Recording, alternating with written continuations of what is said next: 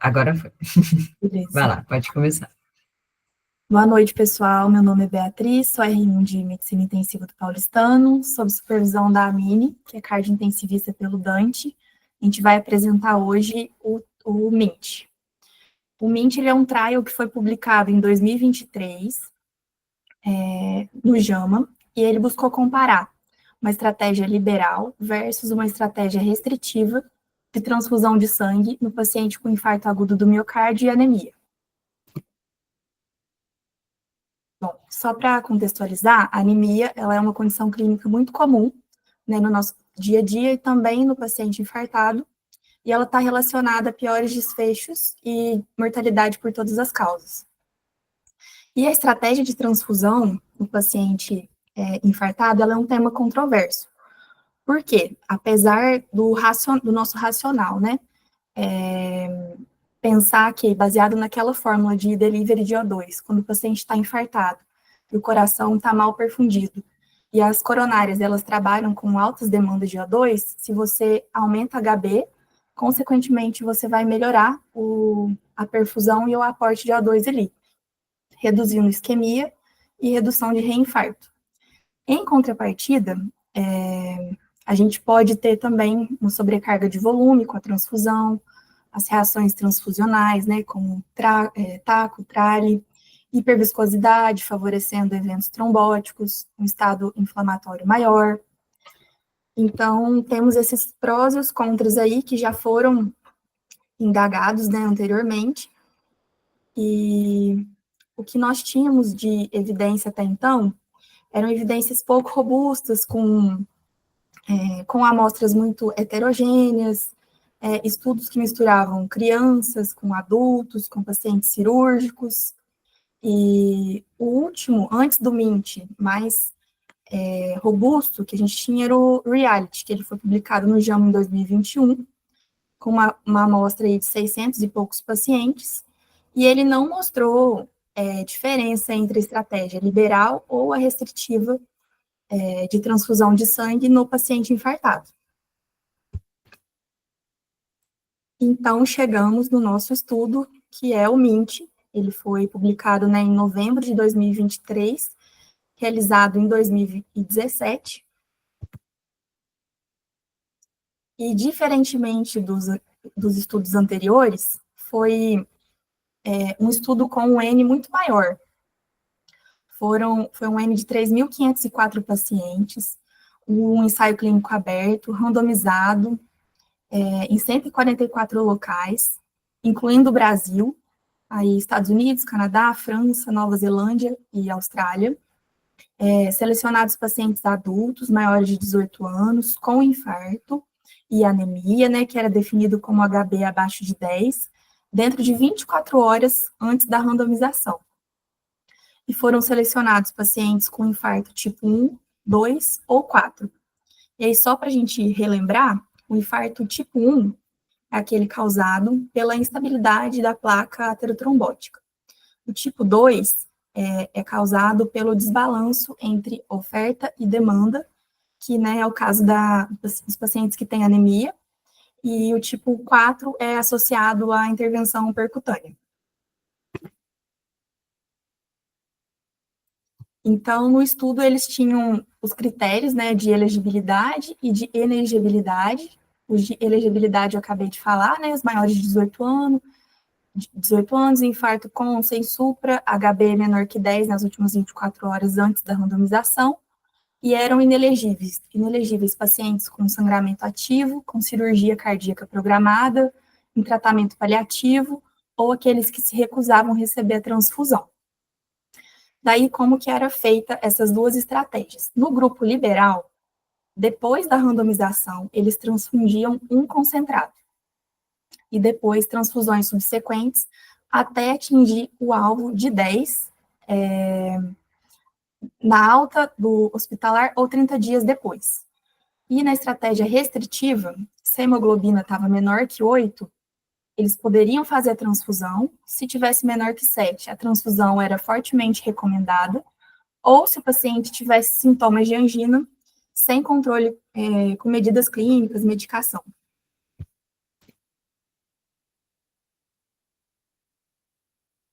E essa tabela mostra como que foi feita a coleta dos dados, e era assim, aí selecionavam os pacientes, né, coletavam nível de HB, tropo e eletro antes da randomização. 12 horas após a randomização, eles coletavam um novo valor de tropo, e no D1, D2, D3 e 30 dias após a randomização, eles faziam a coleta de novo, HB, tropo e eletro.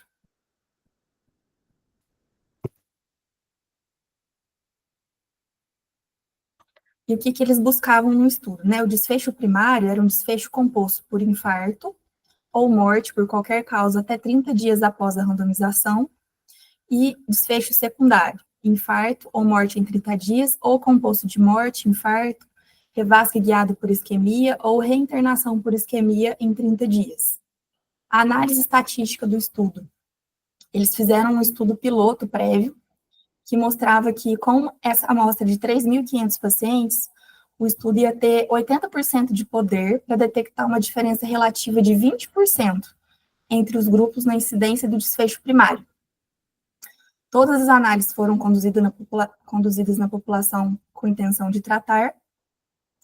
Os dados que foram imputados, eles usaram o método MICE para não perder esses dados, e nessa tabelinha aqui, mostra, né, que entraram 3.500 pacientes, aí 24 foram inelegíveis, aí restaram 3.506 pacientes, dos quais tentaram dividir igualmente, né, não foi exatamente 1 para 1, mas foi próximo disso.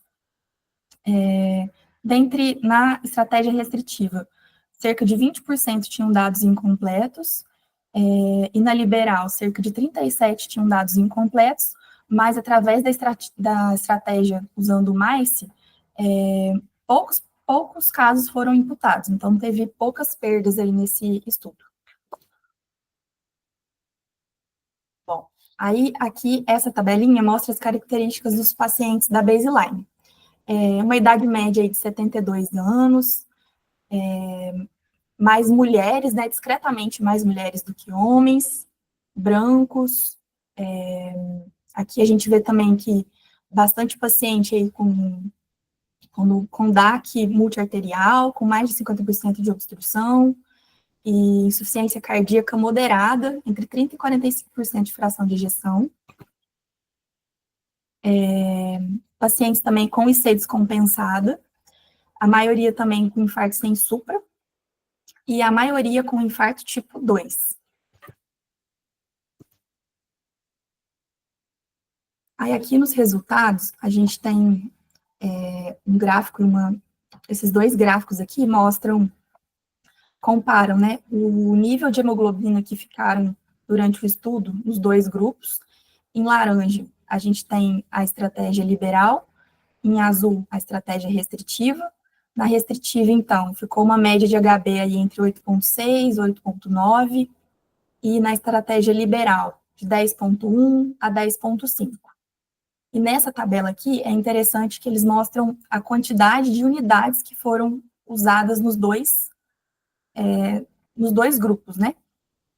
E resumindo essa tabela aqui, foi transfundido cerca de 3,5 vezes mais concentrados de hemácia no grupo liberal do que na restritiva.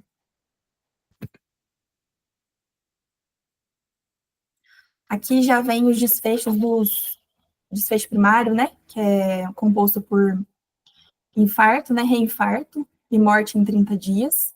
E aqui a gente vê uma diferença. Na estratégia restritiva, 16,9% do desfecho, versus 14,7% na estratégia liberal. E então dá uma diferença aqui de 2,4% entre uma estratégia e outra. E aqui nesse gráfico, a morte por todas as causas. 9,9 aqui na estratégia restritiva e de 8,4 na estratégia liberal, que dá uma diferença, acho que de 1,6.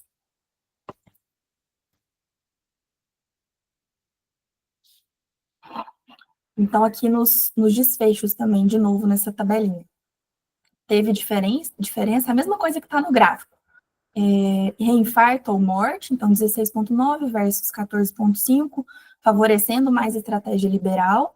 Aqui nos desfechos secundários, a mesma coisa, todos são favorecidos pela estratégia liberal, e morte cardíaca também.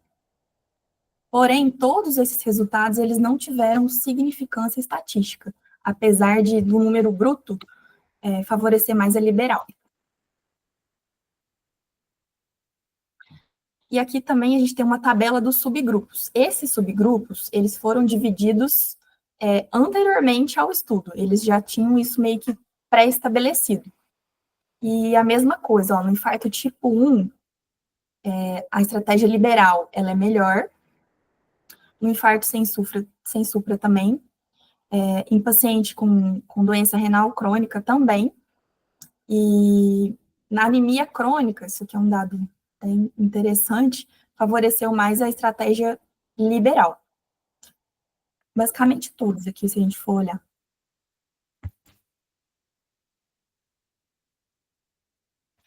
Aqui a mesma coisa, em paciente com taxa de infiltração glomerular menor que 30, a estratégia liberal também foi melhor. E aqui a gente vem para a discussão. No estudo, não foi encontrada diferença significativa da incidência de infarto recorrente ou morte em 30 dias com essas duas estratégias. Porém, o ensaio ele foi projetado para detectar uma diferença de 20% entre os grupos, e o que foi observado foi 15%.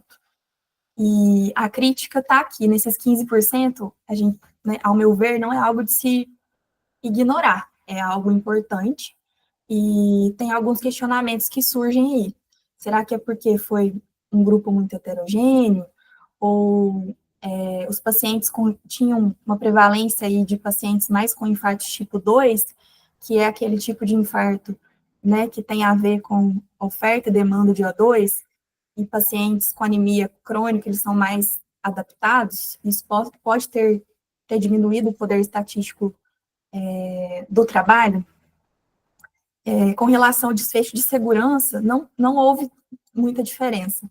Então, apesar da estratégia liberal, aqueles efeitos adversos, né, que eu falei no começo, sobre carga volêmica, reação transfusional, não teve tanta diferença, então foi seguro. Foi um estudo pragmático, com poucas exclusões. Os pacientes também com um perfil bem semelhante ao da nossa prática clínica, idosos, com policomorbidades. E aí o risco de infarto ou morte, que foi o que eu salientei lá nos gráficos, foi de 2,4 pontos percentuais menor, e o de morte 1,6 percentual menor no grupo com estratégia liberal. Então, fica a pergunta, será que, apesar de não ter significância estatística, não tem um benefício clínico? E é isso, pessoal, a conclusão é essa, não teve a redução significativa e esperada, mas os desfechos sugerem algum benefício de uma estratégia liberal em relação à estratégia restritiva, mas precisa aí de mais estudos para a gente confirmar essa conclusão.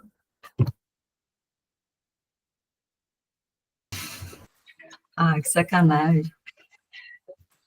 Muito bom, melhor slide. Vamos fazer os residentes chorar agora, então. Muito boa sua apresentação. Cadê? Meus residentes, todo mundo com a câmera aberta aí, para eu saber que não tem ninguém no bar assistindo a aula. Qual é a sua conclusão, Bia? Você muda a sua prática clínica com esse trabalho? E outra coisa, você acha que era um resultado esperado? Você acha que você acha que teria benefício? Você esperava que tivesse realmente um benefício significativo? Ou foi surpresa? Ou então nos subgrupos que se beneficiaram, você acha que faz sentido, que era isso que você esperava? Como que foi a sua conclusão sobre esse trabalho? Eu acho que foi o que eu esperava, assim, porque, igual como eu falei no começo, o racional, se você for pensar, faz sentido a gente transfundir ter uma HB maior no paciente infartado. Então, Eu fui lendo e esperando que tivesse realmente um benefício, mas não teve a significância estatística esperada. Dos outros trabalhos que você leu, algum teve? Não, Algum benefício? não, E nenhum. para outras situações, tipo cirurgia cardíaca, tem algum que mostra benefício? Tem, eu esqueci o nome do artigo agora, acho que é o Treats, que foi publicado. Ele meio que é indiferente É também. indiferente também. A Gabi tá balançando a cabeça aqui, não. Então, vamos lá. Então, toda vez que a gente pega alguma coisinha, a gente tem que entender o racional daquilo, né? Primeiro que você dar sangue não é algo linear com o aumento de oferta de oxigênio. Isso vocês sabem, né?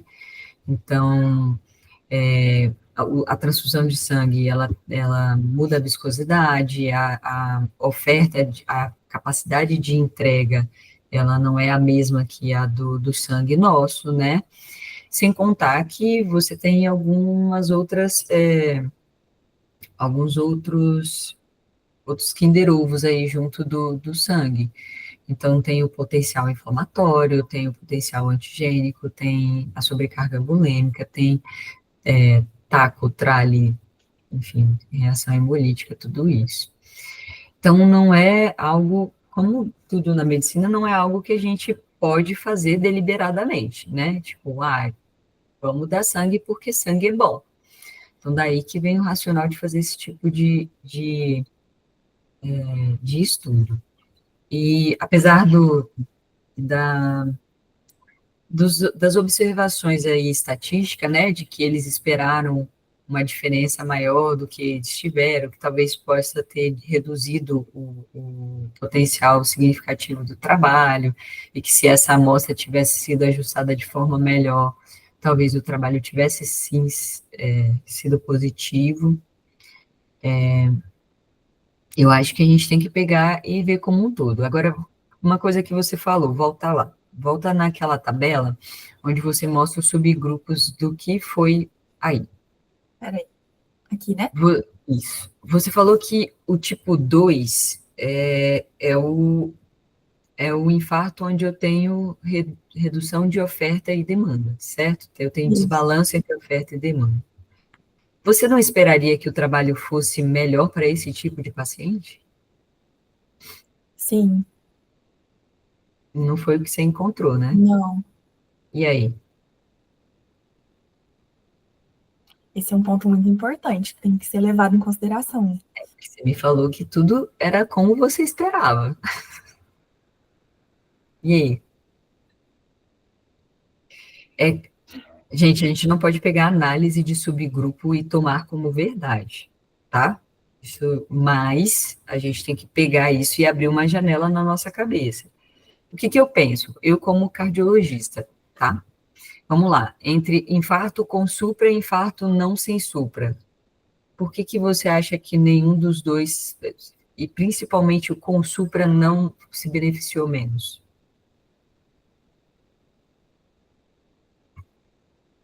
Alguém? Janine?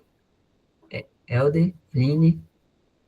Quem chuta aí? Vamos começar pelo com supra, depois a gente fala do tipo 1, tipo 2.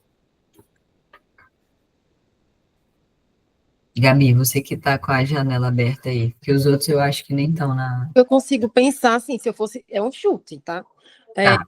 Um paciente com supra, tipo, aquele tecido já morreu, tipo, fechou o vaso e não tem, mesmo que você oferte mais sangue, o sangue não vai chegar lá, tipo, a hemoglobina não vai chegar lá no tecido, que também já está morto. Não Então, necessariamente o tecido já morreu, porque senão não teria lógica você correr para revascularizar, é verdade. tá? Então vamos lá, você tem infarto com supra, você tem uma janela de quantas horas para revascularizar o paciente? Revascular, peraí, trombolizar são 12 horas, né? Isso. Eu esqueci, revascularizar. 24? Você tem até 12 horas para trombolizar. Uhum.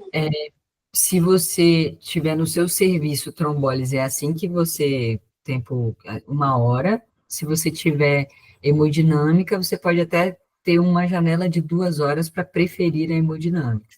Isso porque em até 3 horas você consegue salvar tecido, tá? De 3 a 6 horas fica um terreno nebuloso, de 6 a 12 horas você reduz mortalidade, mas você não salva tecido. Você salvou um cardiopata novo para a sociedade, entendeu? Então, mas no fim é exatamente isso que você falou. No Consupra, a artéria está fechada. Adianta eu dar sangue se o sangue não chega? Não, eu tenho que revascularizar o paciente. No Sensupra, a gente tem uma, uma tolerância maior do tempo, porque eu entendo que ainda a artéria não está totalmente obstruída. Então, eu acho que nesse sentido, talvez faça sentido o que o trabalho achou, né? Mas, quanto à anemia crônica e aguda, realmente, assim, foi inesperado para mim, eu esperava o contrário. Não consigo pensar no racional agora, nem da vez que eu li. Em pacientes com disfunção ventricular ou insuficiência aguda grave, faz sentido sim, ele ter uma demanda maior de oxigênio, né? Agora, vamos lá para o tipo 1, tipo 2. Eu acho que a parte do disfunção aguda, da baixa fração de ejeção, faz sentido para vocês? Ou a gente precisa buscar um racional fisiopatológico para entender isso daí? Acho que não, né? E aí, vamos lá. Do tipo 1, tipo 2. Você consegue pensar em algo que explique eu ser mais beneficiado por o tipo 1 do que pelo tipo 2?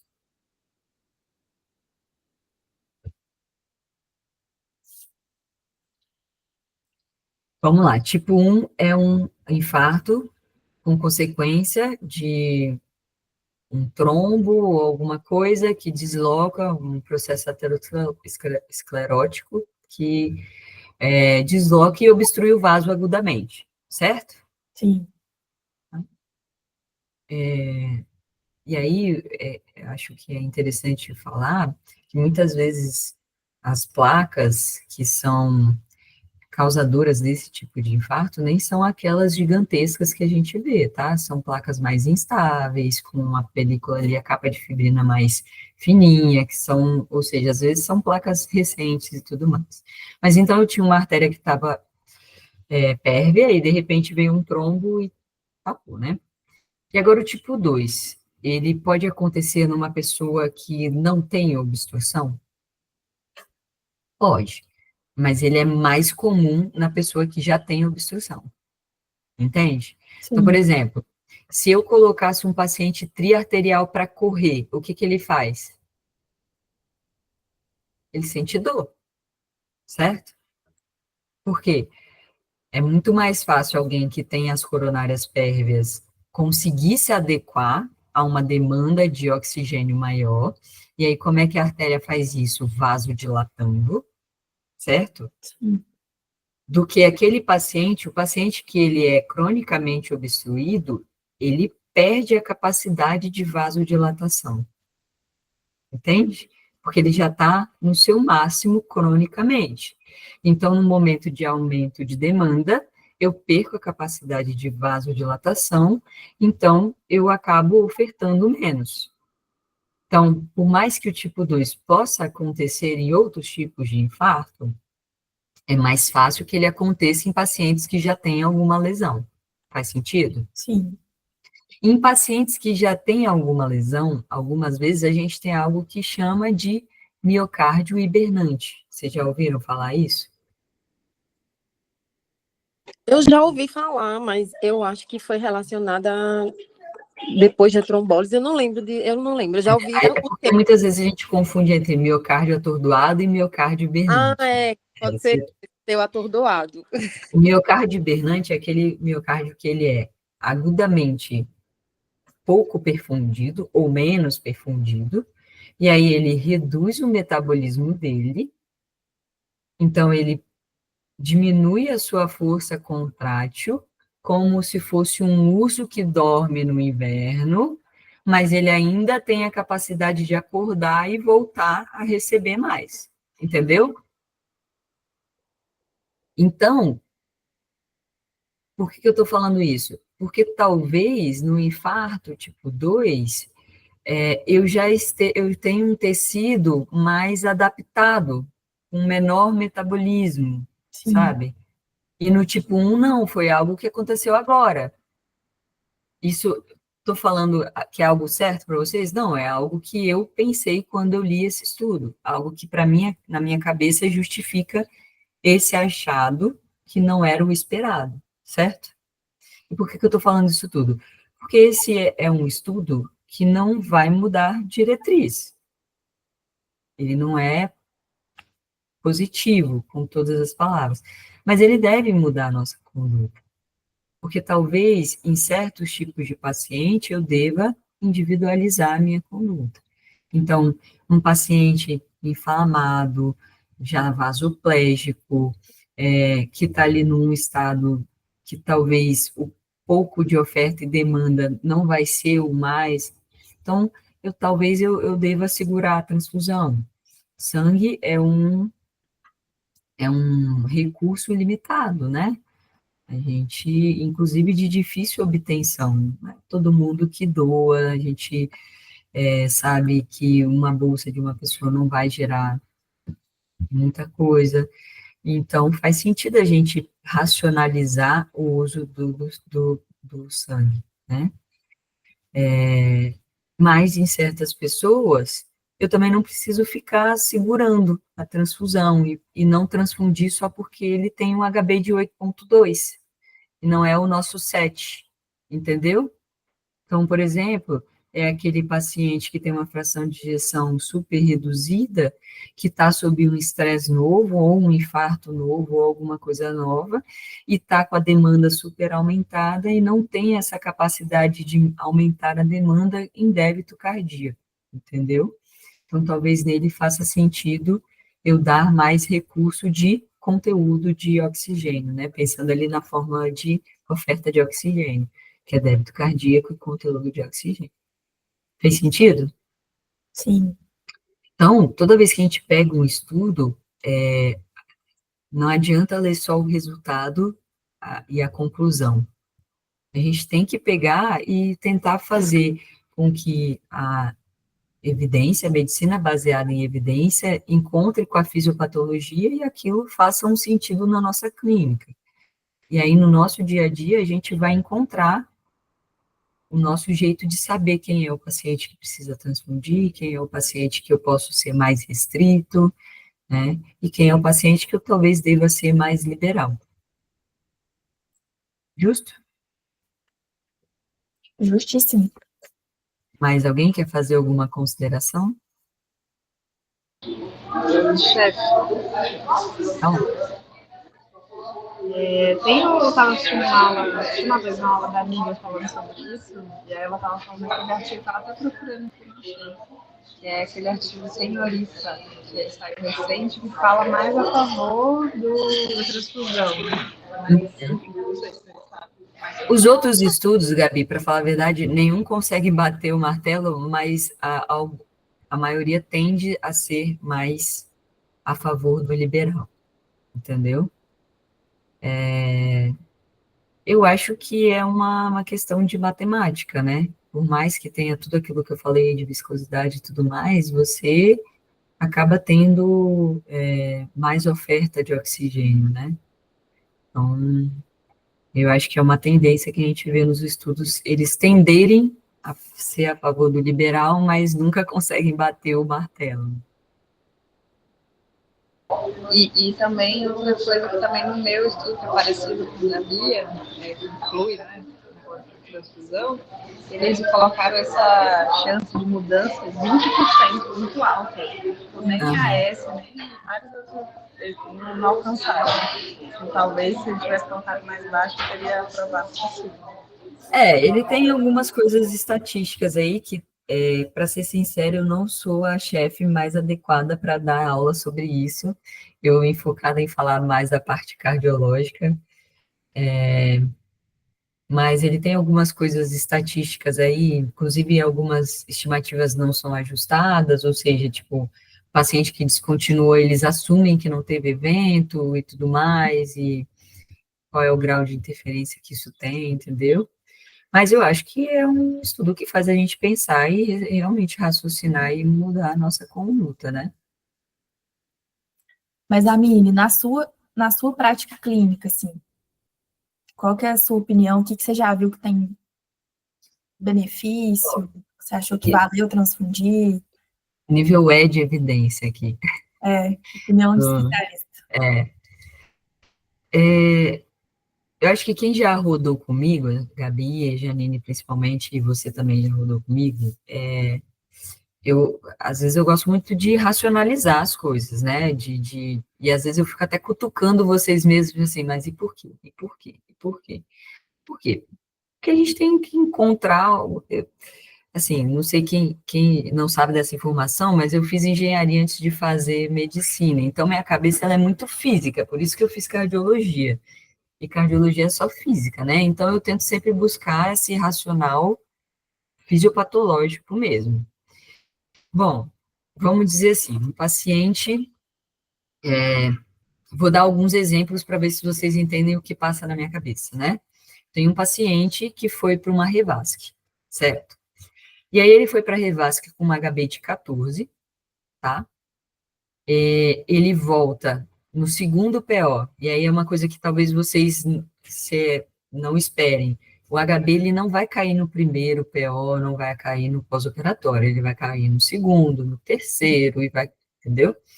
E aí no segundo PO, eu tenho um paciente que está agarrado na nora, é uma função renal que foi de 1 para 1,5, ou é um paciente que está nauseado, a função ventricular está boa, ele tem um HB de 8,2, aquilo que eu falei, e uma saturação venosa baixa. Sabe, quando eu penso em saturação venosa, eu vou pensar, poxa, saturação venosa está me dizendo que oferta e consumo não estão balanceados. A função é boa, o paciente 2 dias atrás tinha 6 pontos de HB a mais do que ele tem, e ele não está redondo, entendeu? Será que ele não precisa de sangue? E aí eu transfundo. Agora tem paciente que vai operar, e ele já tem uma HB média de 10, no segundo PO ele está com HB de 7,5, está bem, está estável, está urinando, está bem perfundido, e o HB de 7,5 não me emociona mais do que o de 8,5, entendeu? Então, é Sim, botar no contexto. Tem paciente que você vai olhar e vai falar assim, cara, tá precisando de um sanguinho, assim. É da mesma forma que aquele paciente que chega num choque hemorrágico, tem um HB de 12, mas está branco igual uma folha, e você vai transfundir porque, entendeu?